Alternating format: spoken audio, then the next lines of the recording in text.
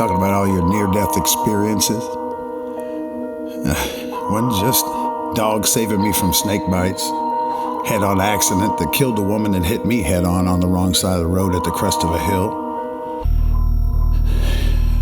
I walked into that lunchroom in high school, they all thought I was the one that was dead. That was just the beginning.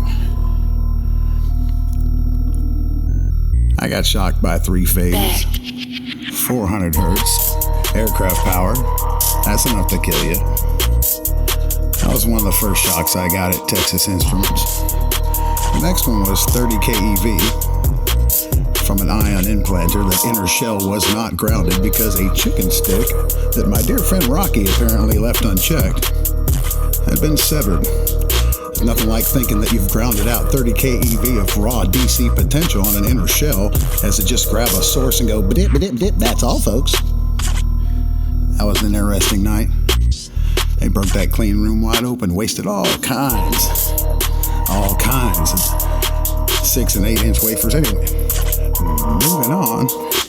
That job, you might say, I had another near-death experience, and that's when I found out I had enough arsenic in my body to kill a normal person, apparently, that I got myself some royalty in my bloodline. But that was trying to find other employment.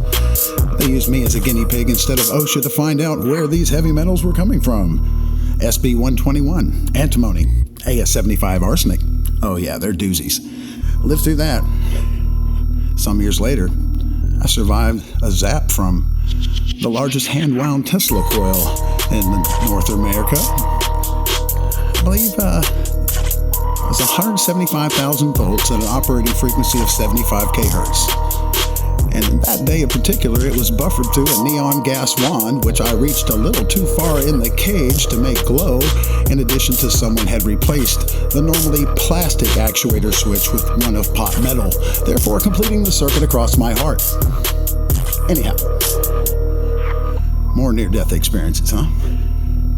There's so many. I counted them up. There was like 13. I'd have to write them down. I'm kind of freestyling right now. But you know what? I never asked no questions. I got drug along the bottom of the Spring River for 150 yards. I was about to give up. Banged up on rocks. Big old goose egg on my head. I mean, I was knotted up. I'm pushing up with all my strength. I'm in a quarter sweat, like a wetsuit. So a little bit of neoprene on. No life jacket. All my force, I'm pressing up off the bottom. You can't fight that. I'm ready to give up. Like, this is it, God.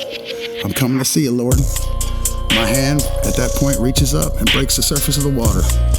And the vessel that I was on and had tossed from was right there, and that handle just fell into my hand and just pulled myself right out of the water. I was just ready to draw on air, man. That was it. I was ready to meet God.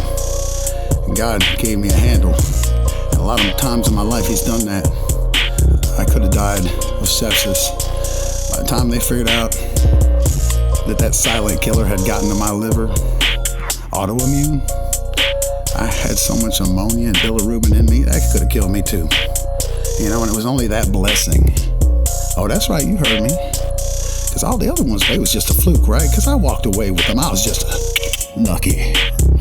Lucky ain't got nothing to do with it.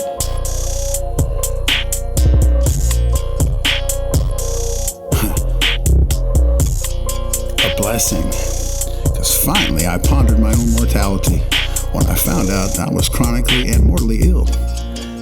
Stage 4, man, that don't regenerate, and the liver's a pretty resilient thing. That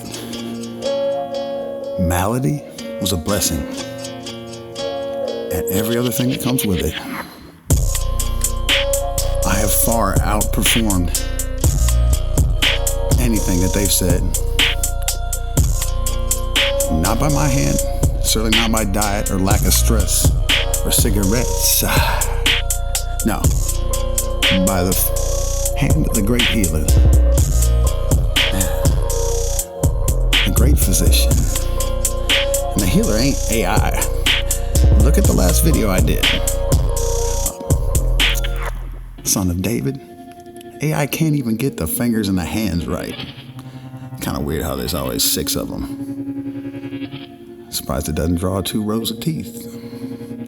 It's funny how it can figure everything out, but it can't do fingers and hands. Oh, AI, you're so smart.